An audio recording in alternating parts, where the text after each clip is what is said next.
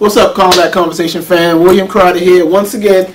Everybody, today it finally happened. I finally got the interview that I scheduled with Taimak. So we just talked. I'm going to go ahead and post the interview on my YouTube channel and on the blog site to give you the links to be able to listen to the audio from the video. So without further ado, here we are, my interview with Taimak.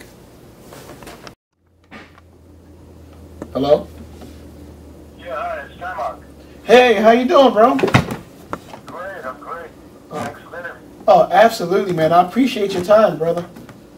Definitely. Wow, that's great, man. I'm a big fan of yours, man, so you have to excuse me if it seems a little surreal, man, but I do appreciate your time. That is beautiful. Great. All right, so so let's get to it, man. I know you're promoting your 30th anniversary release of The Last Dragon, man, so going back to that role that you got in The Last Dragon, what plans do you currently have to promote the 30th anniversary of its release? Well, I've got some wonderful people I'm working with. One has been incredibly a huge fan of Last Dragon, and Craig Sutton. He runs the page, the LastDragonTribute.com page. And he was during a panel discussion at the 30th anniversary in New York. He was the moderator. And so he's working with us, and we got Demetrius Angelo, who has filmed the first independent action film showcase in New York City. Wow. And he threw the 30th anniversary, the first three parties for the 30th anniversary, and screened it during his film festival here in New York, which was a big hit. You know, everybody had a great time. And then I got two friends of mine, Brenda Torrance and Kamala Millwood. So we're all excited. It's a fan-driven anniversary. Unfortunately, Sony hasn't really gotten behind it and put any money behind it, but wow.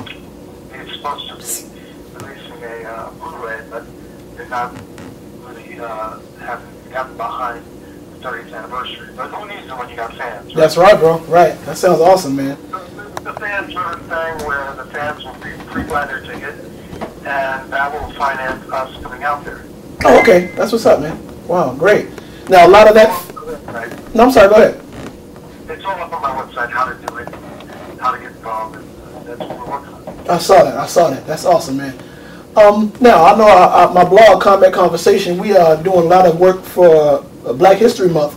And, well, as it stands for Black History Month, what do you see as the correlation being between Black History Month and martial arts? Even going as specific as referring to the cult classic of The Last Dragon.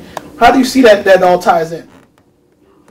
Well, you got the history of blacks in America, and basically, we excelled in sports and fighting, and you have to be a fighter to be of color. And you had to have been a fighter to be of color during the civil rights movement before and even today to a certain degree. Absolutely. You have to fight for our rights. Unfortunately, as much work as Dr. Martin Luther King did, his message has to be upheld by all races around the world, right. Not just America. Right. His race was really about how to hate from society. Right. It's not just race, it's about hating your fellow man, and then it manifests in race and culture, and that's the how it trickles down. However, it's really about hate. So the martial arts, being a martial artist, you learn how to go within. If you're, trained properly, you learn how to find answers within. And you find answers through your training, You learn to express yourself through your training rather than going out and having a drink or smoke or, right. Being abusive to other people, like some of these athletes have been accused of, Right. Wow. So that's what makes martial artists different than just an athlete. Just being an athlete, you have to work really hard. In martial arts, it's not just about your training, it's about who you're being in society. Exactly. Exactly. Wow. I know you've been in the you've been a prominent member of the martial arts community for quite some time. How did you get started with martial arts? Tell us that story. Yeah, well, my father, he wanted to have me in there early because he got picked on as a kid. So wow. He had me with his best friend, who was Grandmaster Gerald Orange, who was a karate guy, Goju karate guy here in New York. And I was very little. I just remember doing katas, but I was only 6 years old. My brother and I. And then I got away from it for a little while when I was traveling around Europe with my family. And then when I was 12, 13, I got back into it at a community center, and I was doing Aikido. And then I saw Bruce Lee, and I really, even though I loved martial arts, and I was a fan of Bruce Lee and watching the Kung Fu series, so much spirituality in that Kung Fu series. Right. I wanted to learn how to kick, so I started doing Taimak Guarriello with Richie Chun on Upper East Side Manhattan. Wow. And that's when I first started competing and doing really well and fighting, and then I met the Black Dragon because my parents heard about him.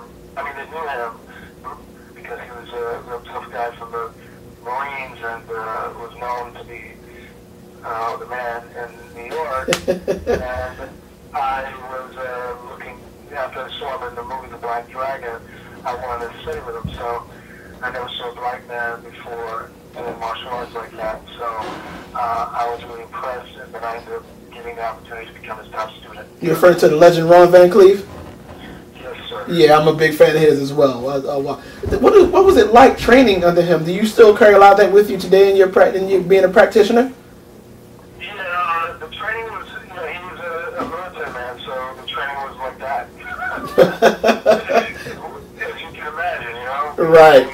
It's not about no talking, it's just doing. And it was really good discipline. I need to grow on my own. What I mean by that is I had to pull away after a while because it was too physical. And deep down inside, I knew that I had a spiritual journey that I had to, just like Bruce Leroy, I had to face on my own. Wow, right. The parallel between The Last Dragon and my real life, Right.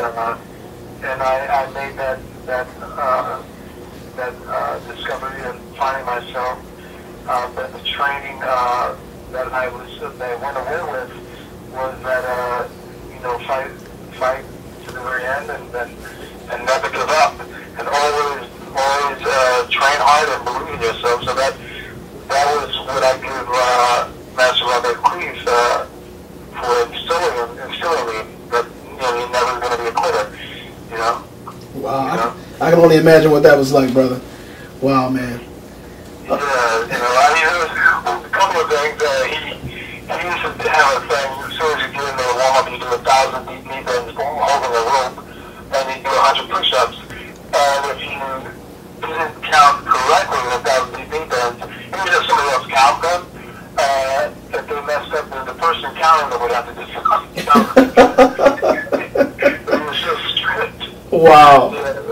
And then you would have to do hundreds of kicks on heavy bags. He was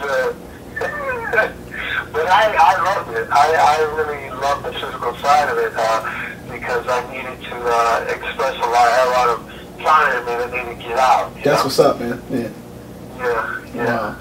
Hey, now let's go back for a little bit. Take us back about 30 years, man. In regards to that Last Dragon film, when Quincy Jones, I'm assuming it was Quincy Jones, when he was doing the casting, how did you land the role of?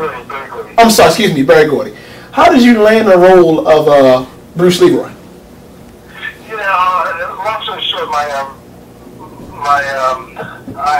went out because Van Cleef and Lester Wilson, who was the dance writer for, of course I knew Van Cleef, but Lester Wilson was a friend of my mother's. They said, look, we can have him come in and see how he does. And when I went on audition, I didn't do well because I did school plays, but never did any professional acting. And they just gave me a piece of the script and gave me a call